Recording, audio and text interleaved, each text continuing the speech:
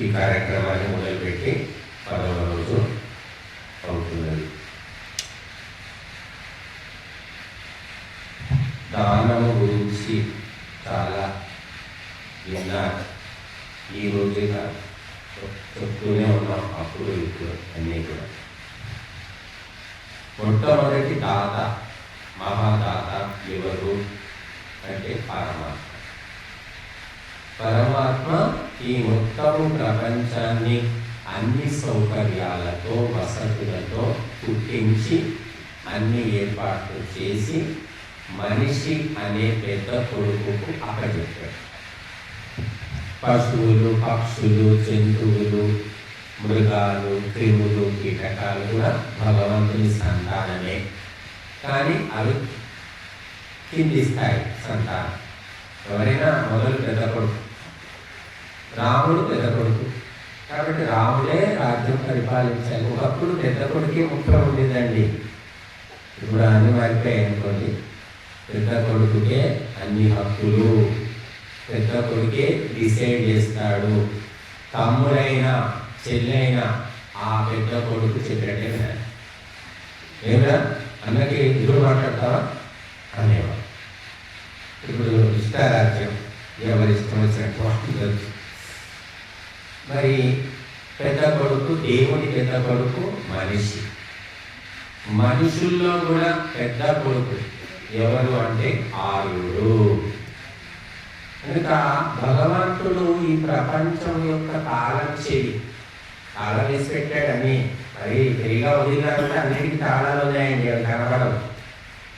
ఆ తాళం చెవి ఎవరి చేతిలో పెట్టాడంటే ఆర్యుని చేతిలో పెట్టాడు.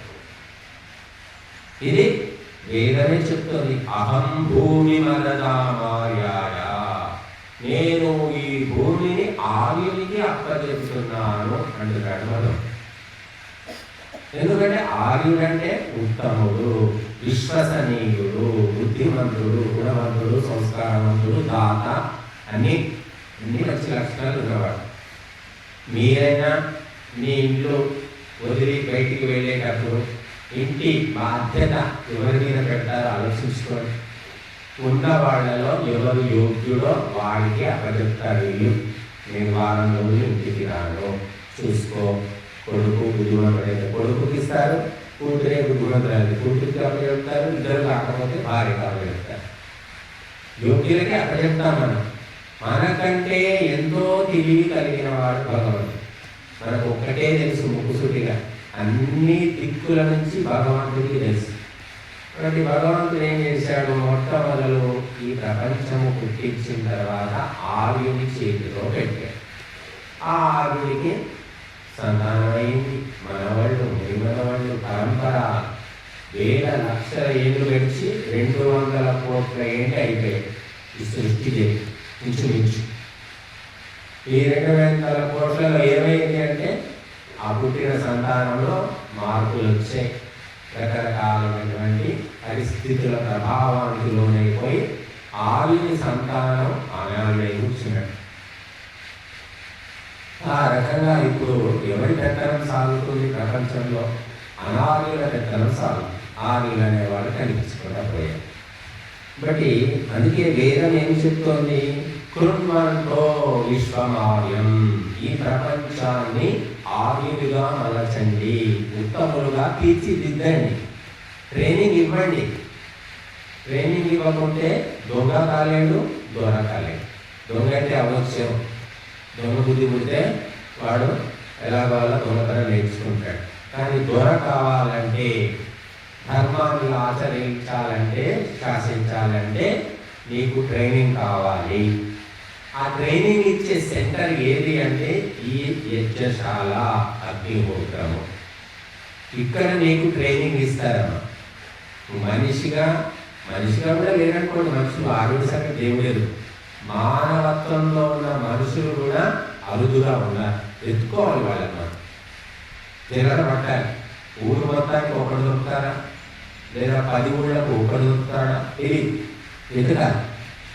అలాగా మానవ నిర్మాణము, ఆరుని నిర్మాణము ఎక్కడ జరుగుతుంది అంటే యజ్ఞశాలలో జరుగుతుంది. ఆ యజ్ఞశాల ఎక్కడుంది, ఎన్ని ఊళ్ళకు ఉంది, ఎన్ని ఇళ్లలో ఉంది? సున్నా. గిన్నెలు ఉన్నాయి, బోలెడు గిన్నెలు ఉన్నాయి. భార్య భర్త ఆ ఒక కొడుకు వండుకోవడానికి ఒక చిన్న గిన్నె, ముగ్గురు ఉంటే వండుకోవడానికి ఒక గిన్నె, బంధువులు వస్తే వండడానికి ఒక 5గురు వస్తే వండడానికి ఇంకో గిన్నె, 10 మంది వస్తే వండడానికి ఇంకో గిన్నె, 50 మంది వండడానికి ఒక గిన్నె. ఇంకా అంతకంటే ఎక్కువ వస్తే పోయి టెంట్ హౌస్ పోయి తెచ్చుకొని వండి పెట్టాలి. ఈ గిన్నెలు అందరి దగ్గర ఉన్నాయి.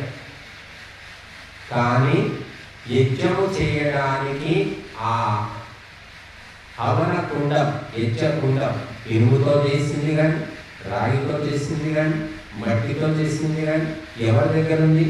ఎవరింట్లో ఉంది అంటే ఎవరింట్లో లేదు. పోయింది, ఆ పరంపర పోయింది. ఎందుకు పోయింది అంటే చెప్పాను కదా, ఆదిని యొక్క సంతానం క్రమక్రమంగా భ్రష్టు పెట్టి అనాథులుగా మారిపోయి వండుకుందాం తిందాం, రకరకాలుగా వండుకుందాం తిందాం, ఇంతకు నుంచి లేదు, ప్రపంచమే లేదు. తిండి మీదనే మానవ జన్మ నడుస్తుంది. అన్ని జీవుల్లాగే మనం కూడా మనిషి ఒక సోషల్ యానిమల్ అని చెప్తున్నారు. ఈ ఇంగ్లీష్ చదువులు చెప్పేదంతా అది. మనిషి కూడా ఒక జంతువే, కాకపోతే సోషల్ యానిమల్ అంటే సామాజిక ప్రాణి, సామాజిక జంతువు. కాబట్టి ఈ యజ్ఞం అనేది జంతువులకు, మృగాలకు, పక్షుల కోసం కాదమ్మా. యజ్ఞము అవి చేయలేవు, మానవుడే చేయగలుగుతాడు. కానీ మనిషి కూడా మూల పెట్టేశాడు, పరంపర తెగిపోయి. అందుకని మనిషిలో కూడా జంతు లక్షణాలు, మృగ లక్షణాలు, పశు లక్షణాలు, పక్షి లక్షణాలు, మరి క్రిమి లక్షణాలు, రకరకాల లక్షణాలు చూస్తున్నాం. అన్నాడు చిన్న పిల్లల మీద అత్యాచారాలు, వృద్ధుల మీద అత్యాచారాలు, దోపిడీలు, హత్యలు, దొంగతనాలు, హింస, టార్చర్, ఇవి ఎక్కడ చూస్తే అక్కడ విరిగిపోయి చెప్పుకోలేము. ఫ్యామిలీలోనే జరుగుతుంది, ఇంకా బయట ఎక్కడో ఎవడో వచ్చి వేధించడం కాదండి. గృహ హింస అనే చట్టం వచ్చింది. ఎందుకు వచ్చింది? ఎందుకంటే భార్య ముసుగులో, భర్త ముసుగులో, కొడుకు ముసుగులో, తాత ముసుగులో, అత్త ముసుగులో ఈ ముసుగులు వేసుకొని హింసించడం శాడిజం అంట. తిట్టడం, వేధించడము, లేకపోతే అనేక రకాలుగా సాధించడం, ఇవన్నీ జరుగుతున్నాయి ఫ్యామిలీస్. ఇక ఓపిక చచ్చిపోయిన వాళ్ళు బయటపడుతున్నారు. ఇక ఓపిక ఉన్నవాళ్ళు, తెలివి లేని వాళ్ళు, పోరాటం చేయలేని వాళ్ళు, వేరే దిక్కు లేని వాళ్ళు అందులో ఇంట్లోనే మగ్గిపోతూ ఉంటారు. ఎవరో వచ్చి దాడి చేసి దోచుకుపోయే దాని గురించి నేను చెప్పట్లేదు, థర్డ్ పర్సన్ కాదు, ఫ్యామిలీ వైలెన్స్, గృహ హింస గురించి చెప్తున్నాను. కనుక హింస ఎందుకు? తన కడుపున పుట్టిన ప్రాణిని ఏ జంతువు కూడా హింసించదు. ఒక మాంసాహార జంతువులే చంపుతాయండి, హింసిస్తాయి. పులి ఏం చేస్తుంది? తనకు 5 or 10 పుడతాయి పిల్లలు. అది ఆకలేసిందట, ఓ పిల్లని తినేస్తున్నట్టు, 1 or 2 తినేస్తుంది కూడా. పిల్లి కూడా అంతే. ఈ మాంసాహార జీవులే తమ కడుపున పుట్టిన ప్రాణులను తింటాయి. ఇది పాము కూడా గుడ్లు పెట్టిందంటే, ఆకలేసిందంటే గుడ్లు తినేస్తుంది. అంటే యుక్తాయుక్త విచక్షణ పెట్టుకున్నది. మరి మనుషులు కూడా అట్లాగైతే భార్య ఎవరని? భార్య ఇచ్చిదే, బానిసన, మసిగుడ్డన, కాలికి చెప్ప, ఇలాంటి ఆలోచనలు ఉన్న వాళ్ళు లెక్కకు మిక్కిలిగా ఉన్నారు. ఊరు వదిలేసింది, కన్న వాళ్ళను వదిలేసింది, తోడబుట్టిన వాళ్ళను వదిలేసింది, అన్నీ వదిలేసుకొని నీ ఇంటి పేరు పెట్టుకొని నీ ఇంటికి వచ్చి నీకు ఊడిగం చేస్తుంటే ఆమెకు ఏం విలువిస్తున్నారు మగవాళ్ళు?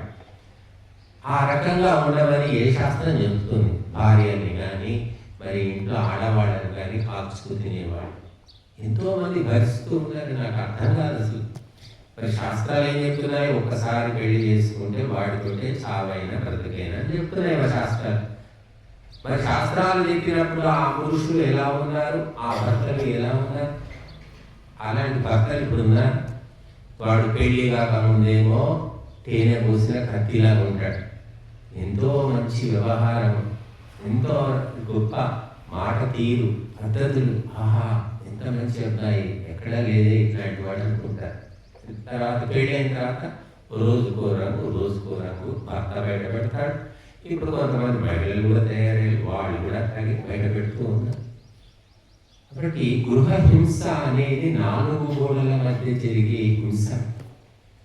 దాన్ని ఏ ప్రభుత్వము, ఏ పోలీస్ స్టేషను, ఏ కోర్టు చేయలేదు, ఆపలేదు.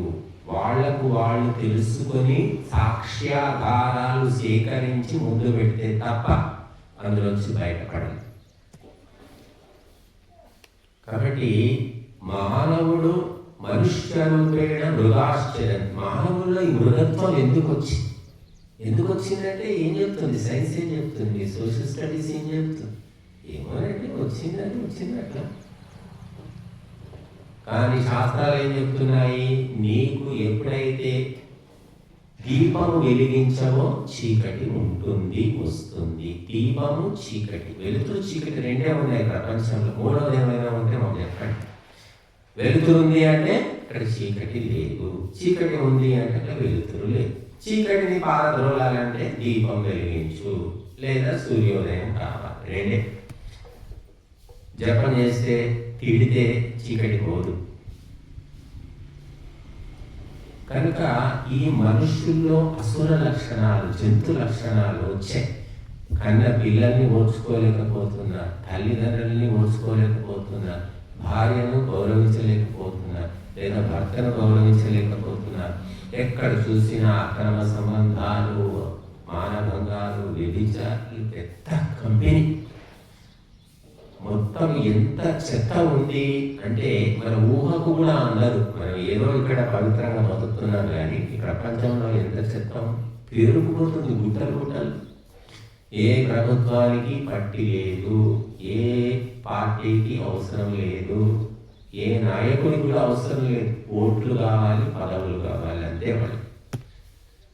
దీన్ని ఎవరు శుద్ధి చేయాలి అంటే యజ్ఞము ద్వారా శుద్ధి జరుగుతుంది, గురువుల ఉపదేశము ద్వారా బుద్ధి శుద్ధి జరుగుతుంది. ఇంగ్లీషు చదువులతోటి ఏమీ ఒరిగేది లేదండి. వాడు డబ్బు సంపాదించే ఒక యంత్రంగా మారుతాడు, ఏటీఎం మిషన్ లాగా మారుతాడు. ఆ మిషన్కి ఏముండదు, తల్లి, తండ్రి, అక్క, తమ్ముడు ఏమన్నా అవసరం లేదు. మాతృభూమి అవసరం లేదు వాడికి, మాతృ సంస్కృతి అవసరం లేదు, మాతృభాష అవసరం లేదు. ఇంగ్లీషు చదువులు చదివిన వాడు అంటే ఏ సెంటిమెంట్ ఉండదు. డబ్బు సంపాదించదు, పో అమెరికా వెళ్ళిపో. ఎవరో బుద్ధిమంతులు కాస్త కూస్త సంస్కారం ఉంటే వాడు అక్కడ అమెరికా పోయినా, ఆస్ట్రేలియా పోయినా, ఏదో భారతదేశంలో మా అమ్మ ఉంది, నాన్న ఉంది అని వాడు పలకరిస్తాడు, డబ్బులు పంపిస్తాడు, ఎంతో కొంత ఉంటుంది. చాలామంది అక్కడికి పోగానే ఆ భోగము చూసి మారిపోతూ ఉన్నారు. ఈరోజు మర్చిపోయారు మనం మాతృభాష దినోత్సవం అంటే. ఈరోజు అంటే తల్లి భాషకు ఈరోజు ఒక పండుగ. ఎక్కడుంది పండుగ? తల్లి భాషకు ఎప్పుడో తదినం పెట్టేశారు. తల్లి భాష మాట్లాడే వాళ్ళు కనిపించడం లేదు మనకు. ఒక వాక్యం మాట్లాడితే అంతా ఇంగ్లీష్ వర్డ్స్, ఆంగ్ల శబ్దాలే. కల్తీ లేని తెలుగు మాట్లాడే వాళ్ళు కాగడ పెట్టినా కూడా దొరక. కనుక మాతృభాష పోయిన తర్వాత ఇంకా నీ అడ్రస్ ఏంటి? అసలు నువ్వేంటి? ఏమని చెప్పుకుంటావు? విదేశాలకు వెళ్ళి ఒక రోజు వస్తుంది బెడబట్టి నేను బయటికి గెంటుతూనే ఉన్నారనుకోండి, జరిగేది జరుగుతూనే ఉంది. నిన్న మొన్న చెప్పారు, పేపర్లో చూశారు, అమెరికాలో ఏదో రాష్ట్రం స్టేట్లో హనుమంతుడి విగ్రహం పెట్టారు. పెద్దది 80 అడుగులో 100 అడుగులో ఏదో పెద్ద హనుమంతుడి విగ్రహం. మన వాళ్ళు ఎందుకంటే మన వాళ్ళకు విగ్రహాలకు ఇచ్చి ఎక్కడ పోయినా పెద్ద విగ్రహాలు పెట్టుకో, డబ్బు ఉంది పెట్టుకున్నారు. వాడు ఎవడో విమర్శిస్తున్నాడు, అమెరికాలో ఉన్నటువంటి ఒక పార్టీ వ్యక్తి. ఇది భారతదేశం కాదు, ఇది అమెరికా. ఇష్టం వచ్చినట్టు విగ్రహాలు పెట్టుకోవడానికి కుదరదు, మీరు ప్రచారం చేసుకోవడానికి కుదరదు అని వాడు అంటున్నాడు. ఈరోజు అంటున్నాడు, ఇంకా 5 ఏళ్ళ తర్వాత గుణపము, సుత్తి, కత్తి తీసుకొని కూలగొడతా అంటాడు. నువ్వు ఆపుతావా? నీ దేశమా, నీ భాషనా? నిన్ను తరిగితే పారిపోయి రావాల్సిందే. అందుకే రాముడు ఏం చెప్పాడు? జననీ జన్మభూమిశ్చ స్వర్గాలకి గరీయసి అని రామాయణం చెప్తున్నాం. తల్లి అవసరం లేదు, తల్లి భాష అవసరం లేదు, తల్లి నేల అవసరం లేదు, డబ్బులు డబ్బులు డబ్బు. ఈ పిచ్చి ఇప్పట్లో ఏం తగ్గేటట్టు కనిపించట్లే. మాకైతే పెరుగుతుంది ఇంకా నిరంతరం. తల్లిదండ్రులే పెంచిపోసి సంపాదించుకోవాలి, బాగా సంపాదించుకో, బాగా చదువుకో, నేను మంచి స్కూల్లో వేస్తున్నాం, ₹1,00,000 సంవత్సరానికి. చదువుకో, మార్కులు రాకపోతే వీపు బాగుతుంది. ఏమనుకుంటున్నావు? నేను 3వ తరగతిలోనే హాస్టల్లో వేసాం. ఎందుకు వేసామనుకున్నావుగా? బాగా చదువుకోవాలి, బాగా సంపాదించాలి. ఇదంతా వదిలిపోసాక వానికి ఏం సెంటిమెంట్ ఉంటుంది? తల్లి లేదు, తండ్రి లేదు. మీరు తయారు చేసిందే మీరు కదా. దొంగలు, ఇంటి దొంగల్ని ఈశ్వరుడు కూడా పట్టుకోలేడంటారు. తల్లిదండ్రులే మొట్టమొదటి శత్రువులు. ఇప్పుడు వాళ్ళు ధర్మము చెప్పడం లేదు, దేశభక్తి నేర్పడం లేదు, గురుభక్తి నేర్పడం లేదు, నైతిక విలువలు లేవు, ఆరోగ్య సూత్రాలు లేవు. వీళ్ళెవరు అంటే కోళ్ల ఫారంలో ఆ కోళ్ళు గుడ్ల కోసం పెంచుతారు చూడండి కోళ్ళను. వాటికి ఇంజక్షన్లు ఇచ్చి, ట్యాబ్లెట్లు ఇచ్చి, వాటి మాంసం పెరిగేటట్టు చేస్తారు. ఎందుకంటే చంపుకొని తినడానికి. అంతే. ఈ సంతానం కూడా అంతే. ఆ ఒక్కరిద్దరిని కానీ మనకి చిన్నప్పటి నుంచి సంపాదించాలి, బాగా సంపాదించాలి, ఇంకా సంపాదించాలి. ఇక్కడ ఉండొద్దు, ఇక్కడ ఉండొద్దు. మీ బాబాయ్ చూడరా, బాబాయ్ కొడుకు అక్కడ ఉన్నాడు, పెదనాన్న కొడుకు ఇక్కడ ఉన్నాడు, మా అమ్మ కొడుకు ఎక్కడో ఉన్నాడు, నువ్వు ఇక్కడ ఉండొద్దురా, ఉండొద్దురా అని వాళ్ళు బోర తింటున్నారు. ఇది ఒక రకమైనటువంటి సైకలాజికల్ అటాక్, శాడిజం అంటారు. అట్లా మనము చెప్పుకోవాలంటే ఈనాడు మనుషులు కేవలం ఆకారానికే ఉన్నారంతే. ఏమి లోపల మానవత్వం లేదు, దైవత్వం లేదు, ఆర్యత్వం లేదు, ఏయత్వం లేదు. ధనము ధనము ధనం. డబ్బు లేకపోతే బ్రతకలేడా? మేము మా ఇంట్లో వచ్చి బయటకు వచ్చినప్పుడు ఏమీ లేదండి, ఒక పైసలు. ఇక్కడ బట్టల మీద వచ్చాం, మరి బతుకుతున్నా అంటే మీది వేరండి, మీ దాని అందరు ఉంటారా అండి ప్రపంచం అని చెప్పేస్తారు. మేము పక్కన పెట్టండి. మేము ఆధ్యాత్మిక కోటీశ్వరులు, లక్షాధికారులను చూపిస్తారు. వాళ్ళ ఇంట్లోంచి బయటకు వచ్చి చిన్న చిన్న పనులు చేసుకుంటూ చేసుకుంటూ కోటీశ్వరులు అయిపోయారు. చదువులేదు, ఏమి లేదు. మీ అందరి లెక్క ఏమిటంటే మార్కులు, ర్యాంకులు, చదువులు, సర్టిఫికేట్ ఉంటేనే బతుకుతారు, లేకుంటే బతకరు.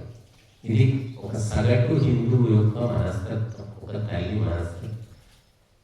మొన్న మేము అక్కడ తెనాలి వెళితే ఒక అబ్బాయి మన రవిలాగానే వాడు ఏదో ఇంజనీరింగ్ ఏదో చేయించారు. నేను చదవను, నేను గోశాల పెట్టుకుంటా, గోసేవ చేసుకుంటా అని వాడు గోల. ఎందుకు చదువుకోవు, నీకు డబ్బు ఖర్చు పెడతాం, నువ్వు చదివి తీరాల్సిందే అని వాడిని వేధించి, హింసించి, నానా రకాలుగా బాధలు పెట్టాడు. వాడు మాత్రమే చదువుకోను, నేను ఆవులే పెంచుకుంటాను అని మొండికేస్తే చివరికి అన్ని హింసాకాండాలు అయిపోయాక వాడికి దిగొచ్చారు తల్లిదండ్రులు. అంటే ఎవరు వీళ్ళు ఈనాడు లోకంలో? తల్లిదండ్రులు దేవతల కాలం పోయిందమ్మా, దేవతల కాలం పోయింది. ఇప్పుడు ఎక్కువ మంది వీళ్ళనే తయారయ్యారు. తల్లిదండ్రులే ఫస్ట్. మన ధర్మానికి శత్రువులు వాడు. హిందుత్వాన్ని నాశనం చేస్తుంది తల్లిదండ్రులు. సరేరా బాబు, నీ ఇష్టము, నీ మనసుకు నచ్చింది చేసుకో, ధర్మానికి విరుద్ధం కాకుండా ఏమైనా చేసుకో, చదువుకుంటావు చదువుకో, పని నేర్చుకుంటావు నేర్చుకో, నీ ఇష్టం వదిలిపెట్టేవాళ్ళు ఎక్కడ కనిపించడం. ఆ శ్రీ చైతన్య నారాయణ హాస్టల్స్లో వారేస్తున్నారు, లక్షలు కడుతున్నాడు. వాడు బయటపడలేక ఆత్మహత్య చేసుకుంటున్నారు, లేదా ఒడదూకి పారిపోతున్నారు, లేదా మానసిక రోగులు అవుతున్నారు, పిచ్చివాడు. కనుక ధర్మము తెలియకపోవడం వల్ల ఒక సమాజము, కుటుంబము, వ్యక్తి సర్వనాశనం అయిపోతున్నాడు. ఎందుకంటే మనిషి నిర్మాణం జరిగేది యజ్ఞశాలలో లేదా గురుకులంలో. గురువు లేడాయే, యజ్ఞము లేడాయి, ఇంకేం జరుగుతుంది? అందుకే మనిషికి శాంతి లేదు. యంత్రాలు, పరికరాలు, వాహనాలు, సాధనాలు ఇవన్నీ జమ చేసుకుంటే శాంతి వస్తుందా? ఒక్కొక్కడు 4 ఫోన్లు పెట్టుకొని తిరుగుతున్నారు. అంటే వాడు శాంతిగా ఉన్నట్ట? మనుషుల లెక్క అంతే కదా. ₹1,00,000 ఫోన్ ఉంది వీడు అంటే ₹1,00,000 అంత శాంతి రావట్లే కదా. మీరు మనిషిని ఎలా అంచనా చేస్తున్నారు అంటే డబ్బుతోటి, వస్తువులతోటి, పరికరాలతో. స్వామీజీ 14 లక్షల కాకున్నట్టుంది, చాలా చిన్నగా. స్వామీజీ పెద్ద హై క్లాస్ స్వామీజీ కాదు, ₹1,00,000 కాదు, గొప్ప స్వామీజీ దర్శనం దొరికిన సార్ ఏ సమయం మొక్కితే కూడా మనకు తినేవాడు. ₹1,00,000. మనుషులను మొత్తము డబ్బుతోటి అంచనాలు వేస్తున్నారు అందరూ. అలా అలవాటైపోయింది మనుషులు. దానివల్ల ఏమైపోతుందంటే వారికి ధర్మము తెలిసే అవకాశం పోయింది. ఇక్కడ ఎందుకు రాలేకపోతున్నారు? ఇక్కడ మేము సింపుల్గా ఉంటాం. నాటకాలు, బూటకాలు, అబద్ధాలు మాకు అవసరం లేదు. మనస్యేకం వచస్యేకం కర్మండి, అంతే. అది నచ్చదు చాలా మంది. పటాటోపం, ఆడంబరం చూపించాలి, అట్టహాసం ఉండాలి. అవన్నీ ఎవడు చేయాలి, ఎవడికి వస్తాం. కనుక ఒక్కొక్క ఆశ్రమంలో స్వామీజీ, ఆయన ఎవరు, జగి వాసుదేవ్, ఆయన కార్పొరేట్ స్వామీజీ. ఈ సాఫ్ట్వేర్ వాళ్ళంతా ఆయన భక్తులు. ఆయన దర్శనం కావాలంటే మీకు 3 నెలల ముందు అపాయింట్మెంట్ తీసుకోవాలి. ఇట్లా పోగానే వచ్చి పలకరించాడు ఆయన. ఆయన కాళ్ళు మొక్కాలన్నా మీకు కాళ్ళు దొరకవమ్మా. కాళ్ళది ఫోటో తీసి అమ్ముతున్నారు ఆయన. కాళ్ళు అంటే ఒక కాలు ఫోటోనే 3,200 రూపాయలు ఆన్లైన్లో ఉంది. ఒక కాలు ఫోటో, 2 కాళ్ళకు 6,400 అన్నట్టు. అవి మొక్కుకుంటే సరిపోతుంది, ఆయన కాళ్ళు దొరకవు. శివరాత్రికి మన పెద్ద డ్యాన్సులు చేశాడు ఆయన.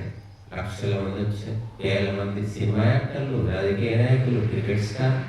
ఇక్కడ ఎవరు ఉన్నారమ్మా? సినిమా యాక్టర్లు ఉన్నారు, రాజకీయ నాయకులు ఉన్నారు. మేము ఒకప్పుడు అందరికీ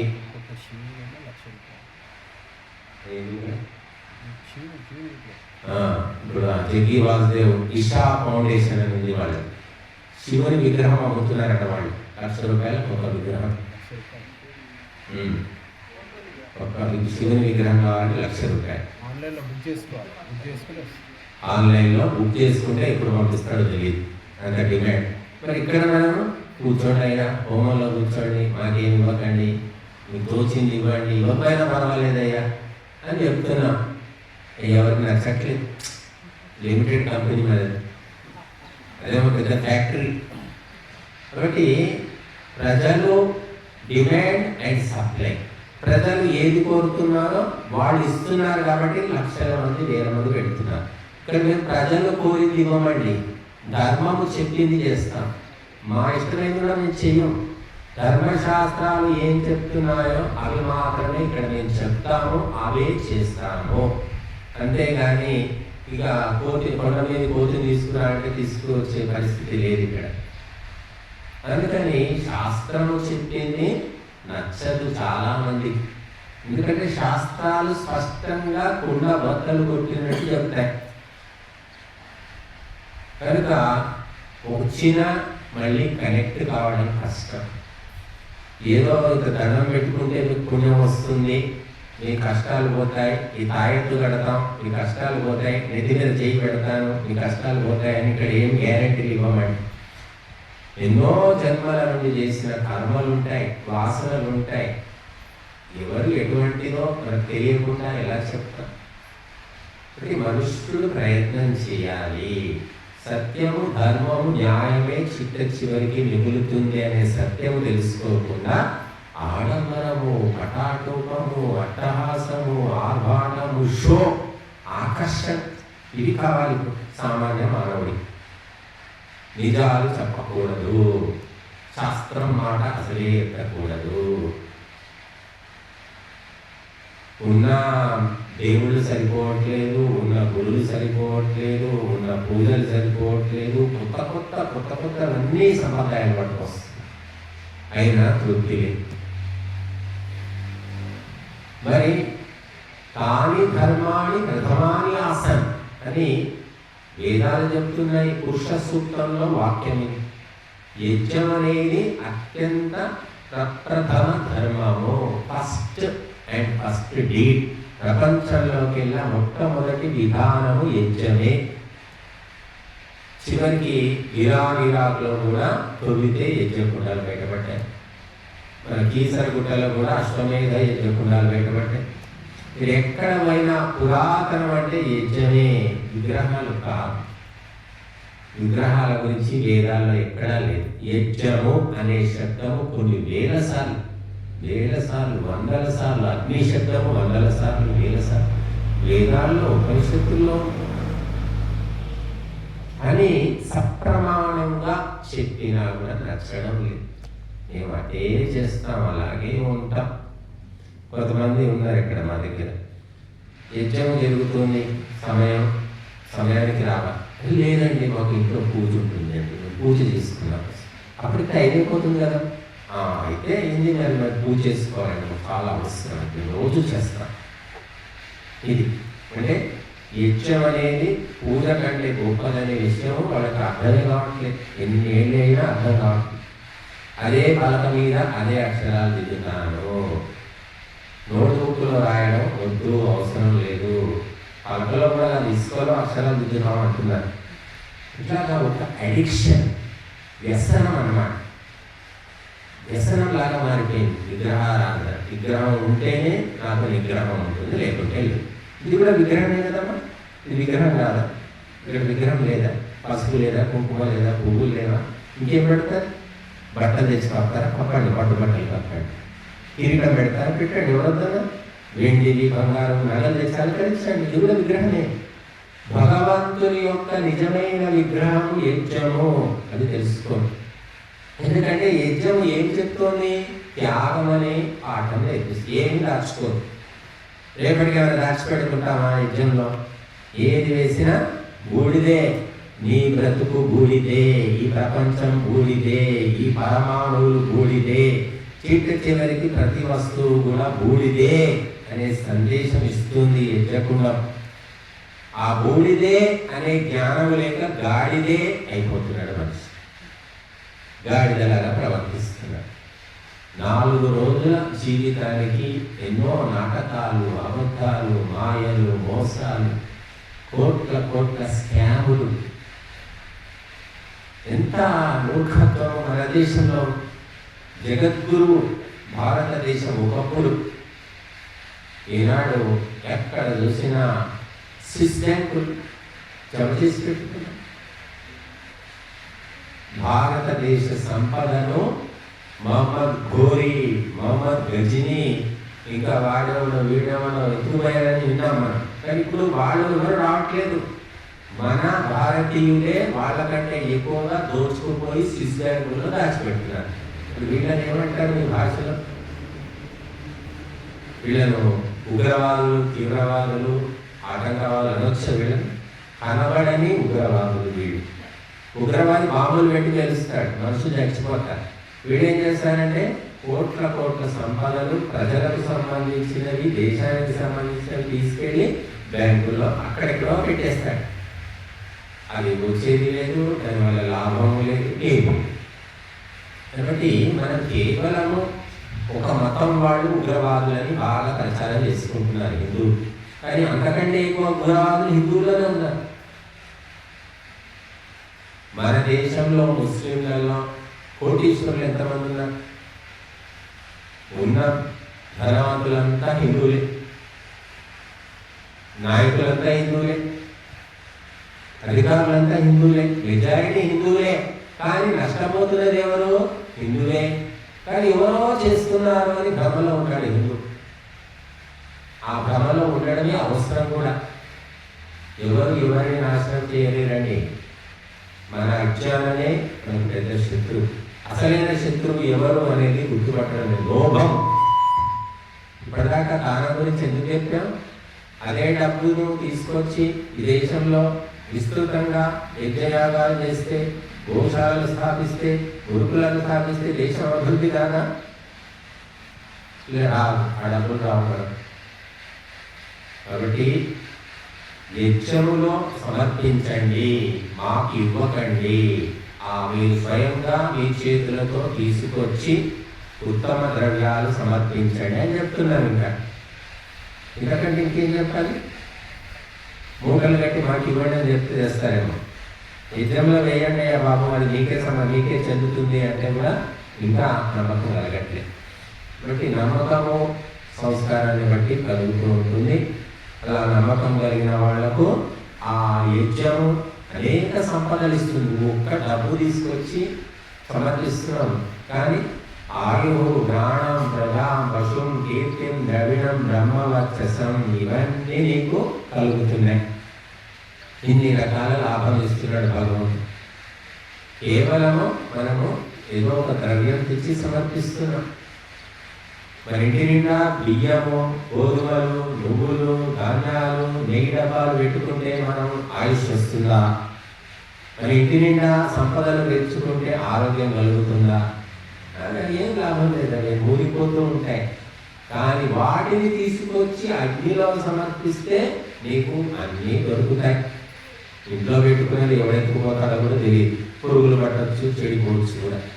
కానీ యజ్ఞంలో సమర్పించింది చెడిపోయేది లేదు, పురుగు పట్టేది లేదు, ఎత్తుకుపోయేది లేదు, ఒకరికి ట్రాన్స్ఫర్ చేసేది కుదరదు. మనం నెత్తి మీద పెట్టుకుని మోయాల్సిన పని లేదు, బూడిదైపోతుంది. ప్రతి మనిషి నువ్వు ధార్మికుడివి అని అనుకుంటే, ఆ భ్రమలో ఉంటే, ప్రతి మనిషి నీ యొక్క బూడిద తయారు చేసుకో. నువ్వు చచ్చే లోపల ఉత్తమ ద్రవ్యాలను అగ్నికి ఆహుతిగా సమర్పించి నువ్వెంత 50 కిలోల 60 కిలోల అంత బూడిద నువ్వు జమ చేసుకున్నావంటే ఇక ఈ జన్మ ధరించినట్టే. బూడిద జమ చేయరా బాబు అంటే కట్టలు జమ చేస్తున్నారు. నోట్ల కట్టలు, లేకపోతే పొలాలు, 50 ఎకరాలు, 20 ఎకరాలు, అపార్ట్మెంట్లు. అవి వచ్చేది లేదు, సచ్చేది. వాడు ఉండేది అసలే లేదు. వీడికి హైదరాబాద్లో ఒకటి, నిజామాబాద్లో ఒకటి, బొంబాయిలో ఒకటి, ఢిల్లీలో ఒకటి. ఎవడో చూస్తాడు, దొంగ పేపర్లు సృష్టిస్తాడు, అమ్ముకుంటాడు. అలా జరుగుతూ ఉంది. ఇది సేఫ్టీ ఏమిటి, రక్షణ ఏమిటంటే అగ్నిలో సమర్పించు. నువ్వు సమర్పించిన పుణ్యము నీ వెంబడే వస్తుంది, నీకు వద్దన్నా వస్తుంది. కనుక మనము ఉన్నంతలో మొత్తం ఆస్తులన్నీ సమర్పించమని చెప్పట్లేదు. కానీ అది కూడా ఉంది, సర్వజిత్యాగము అని ఉంటుంది. సర్వజిత్యాగంలో మొత్తం తన ఆస్తులు అన్నీ కూడా యజ్ఞం చేసి అందరికీ యోగ్యులకు దానం ఇచ్చేసి మొత్తం వదిలించుకొని ఒంటరిగా అతను ఇంటి నుంచి బయటికి వెళ్ళి అరణ్యంలో తపస్సు చేసుకుంటాడు. అది సర్వజిత్యాగం. కాబట్టి అది కూడా మన దేశంలో ఉండింది.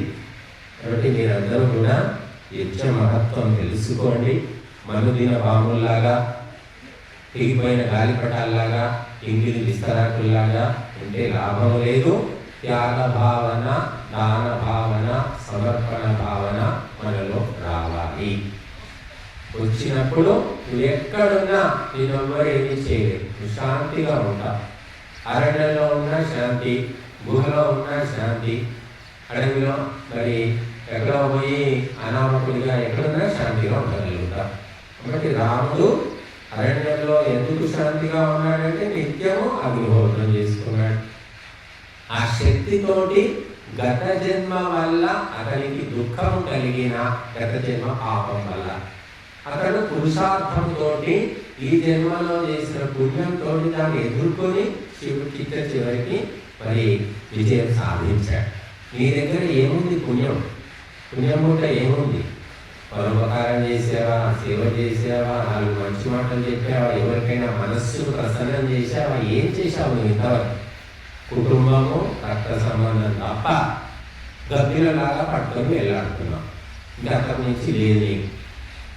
నా కొడుకే చేయాలి, నా మనవడే చేయాలి, నా భార్యనే, ఇంతే లోకం.